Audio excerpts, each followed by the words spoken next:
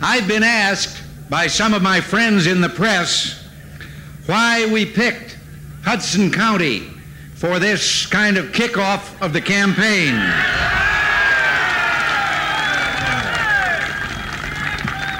Now, I'm sure they ask because Hudson County is the home of Democrats in such great numbers. No, and I hope a lot are here. As a matter of fact, I'm the first Republican candidate to come here since 1968. But the answer to their question is, I'm here because it is the home of Democrats, because I believe today that in this country there are millions of Democrats who are just as unhappy with the way things are as all the rest of us are.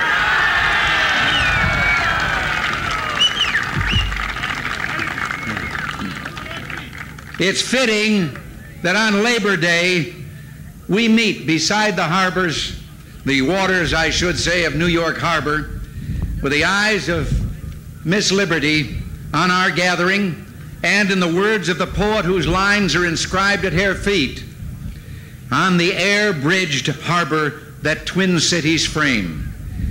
Through this golden door, under the gaze of that mother of exiles, has come millions of men and women who first set foot on American soil right there on Ellis Island, so close to the Statue of Liberty. These families came here to work. They came to build. Others came to America in different ways from other lands under different and often harrowing conditions. But this place symbolizes what they all managed to build, no matter where they came from, or how they came, or how much they suffered. They helped to build that magnificent city across the river. They spread across the land, building other cities and other towns and incredibly productive farms. They came to make America work. They didn't ask what this country could do for them, but what they could do to make this refuge the greatest home of freedom in history.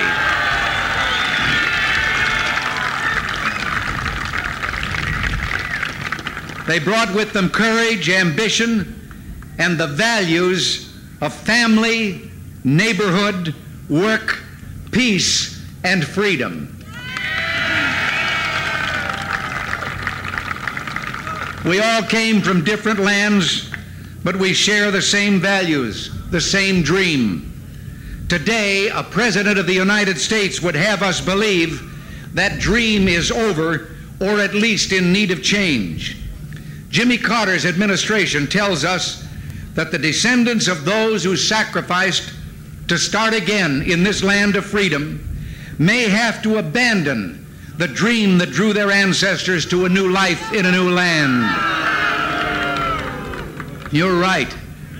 The Carter record is a litany of despair, of broken promises, of sacred trusts abandoned and forgotten.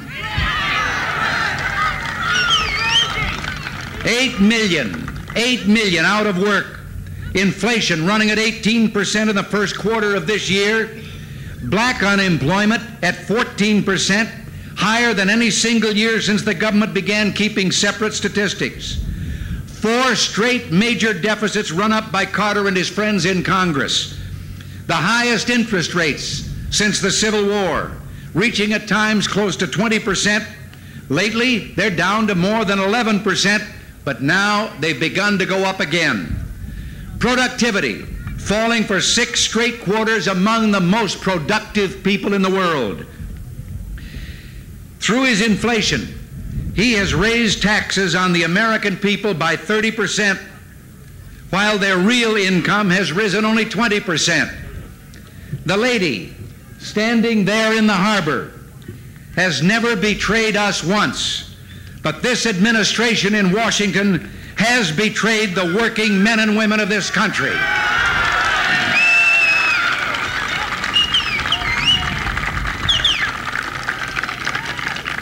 The president promised that he would not increase taxes for the low and middle income people, the workers of America.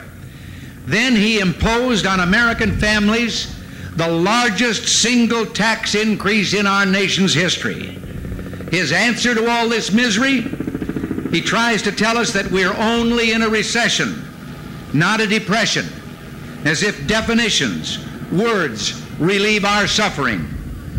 Let it show on the record that when the American people cried out for economic help, Jimmy Carter took refuge behind a dictionary. Well, if it's a definition he wants, I'll give him one. A recession is when your neighbor loses his job.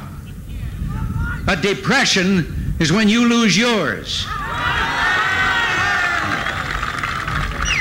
And recovery is when Jimmy Carter loses his.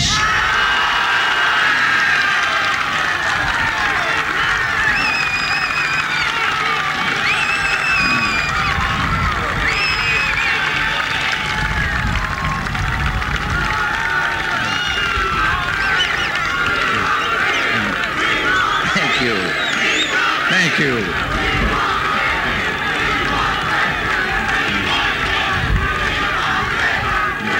Well, all right.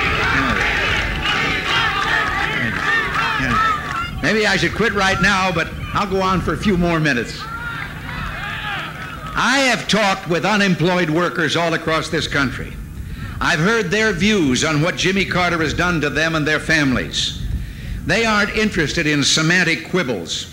They're out of work, and they know who put them out of work, and they know the difference between a recession and a depression. Let Mr. Carter go to their homes, look their children in the eye, and argue with them that it's only a recession that put dad or mom out of work. Let him go to the unemployment lines and lecture those workers who have been betrayed on what is the proper definition for their widespread economic misery. Human tragedy, human misery, the crushing of the human spirit. They do not need defining, they need action. And it's action in the form of jobs, lower taxes, and an expanded economy that, as president, I intend to provide. Now, call this human tragedy whatever you want. Whatever it is, it's Jimmy Carter's. He caused it, he tolerates it, and he's going to answer to the American people for it.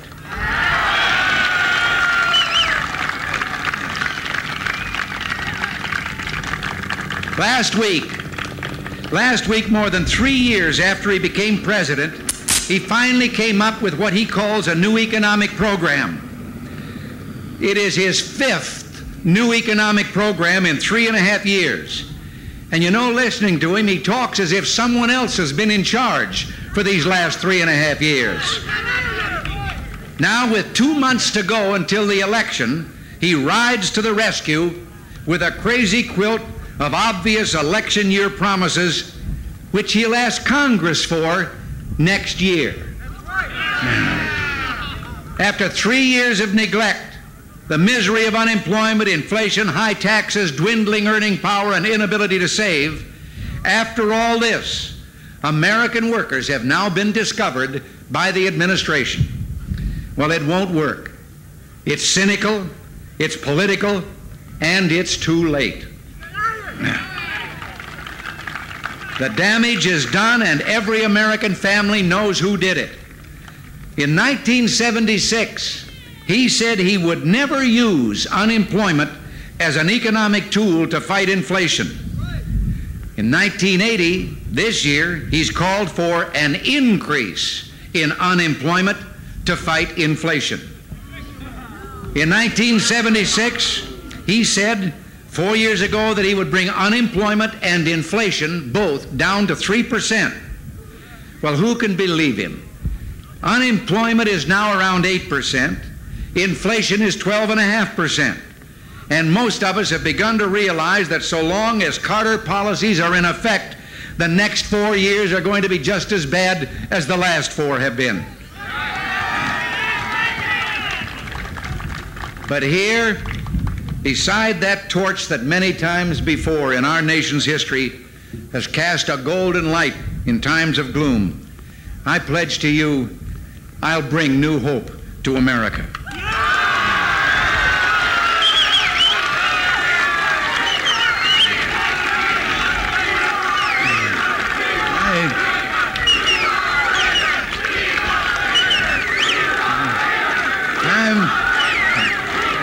Thank you.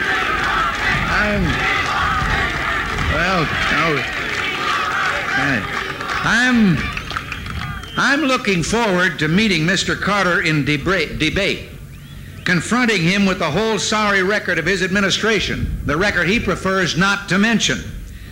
If he ever finally agrees to the kind of first debate the American people want, which I'm beginning to doubt, he'll answer to them and to me.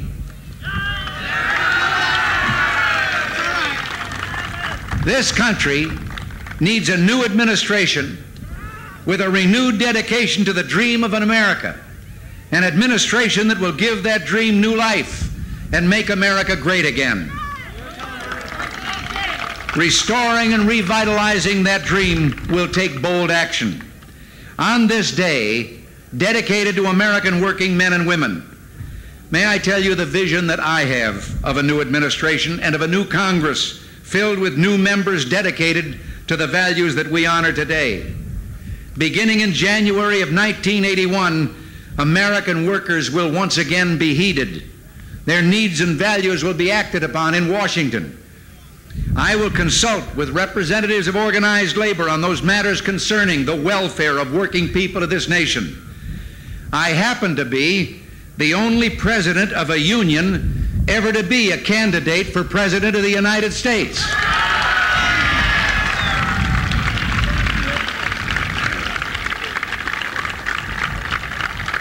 As president of my union, the Screen Actors Guild, I spent many hours with the late George Meany, whose love of this country and whose belief in a strong defense against all totalitarians is one of labor's greatest legacies. 1 year ago today, on Labor Day, George Meany told the American people, as American workers and their families return from their summer vacations, they face growing unemployment and inflation, a climate of economic anxiety and uncertainty. 1 year ago, George Meany predicted just exactly what has happened to us. Well, I pledge to you in his memory that the voice of the American worker will once again be heard and heeded in Washington, and that the climate of fear that he spoke of will no longer threaten workers and their families.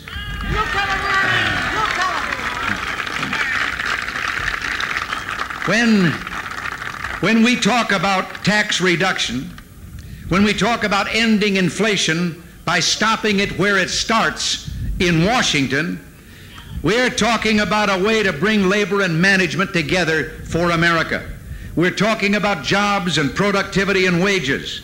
We're talking about doing away with Jimmy Carter's view of a no-growth policy, an ever-shrinking economic pie, which means smaller slices for every one of us. That's no answer. We can have a bigger pie, and that'll mean bigger slices for every one of us. And I believe that together, you and I can bake that bigger pie. We can make that dream that brought so many of us or our parents and grandparents to this land, we can make that dream live once more. Let us work to protect the human right to acquire and own a home. Make sure that right is extended to as many Americans as possible.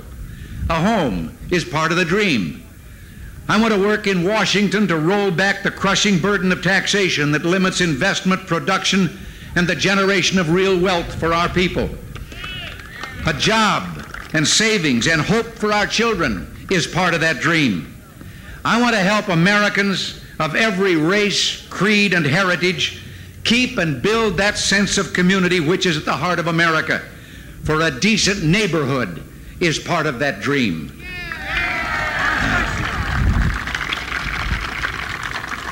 We'll work to strengthen the small business sector, which creates most of the new jobs we need for our people. Small business, The shopkeeper needs relief from government paperwork, relief from overregulation, relief from a host of governmentally created problems that defeat the effort of creative men and women. A chance to invest, build, and produce new wealth is part of that dream. But restoring the American dream requires more than restoring a sound, productive economy. Vitally important as that is, it requires a return to spiritual and moral values.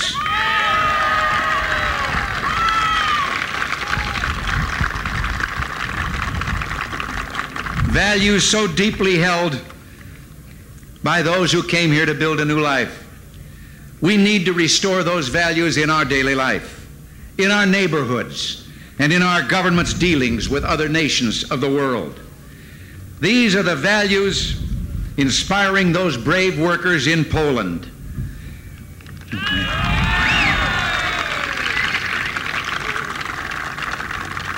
The values that have inspired other dissidents under communist domination who've been willing to go into the gulag and suffer the torture of imprisonment because of their dissidence. They remind us that where free unions and collective bargaining are forbidden, freedom is lost.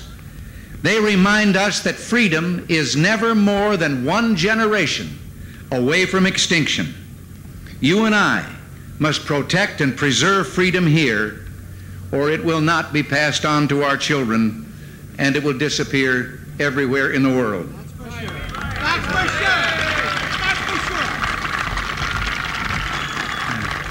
That's for sure. Today, the workers in Poland are showing a new generation how high is the price of freedom, but also how much it is worth that price. I want more than anything I've ever wanted to have an administration that will, through its actions at home and in the international arena, let millions of people know that Miss Liberty still lifts her lamp beside the golden door.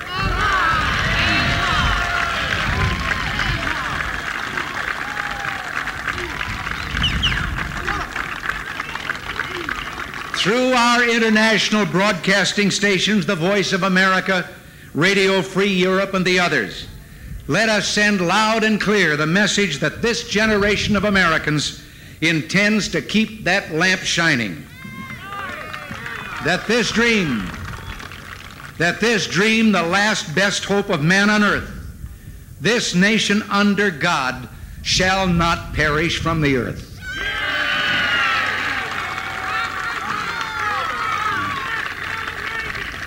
We will instead carry on the building of an American economy that once again holds forth real opportunity for all. We shall continue to be a symbol of freedom and guardian of the eternal values that so inspired those who came to this port of entry. Let us pledge to each other, with this great lady looking on, that we can, and so help us God, we will make America great again. Thank you very much. Now wait a minute.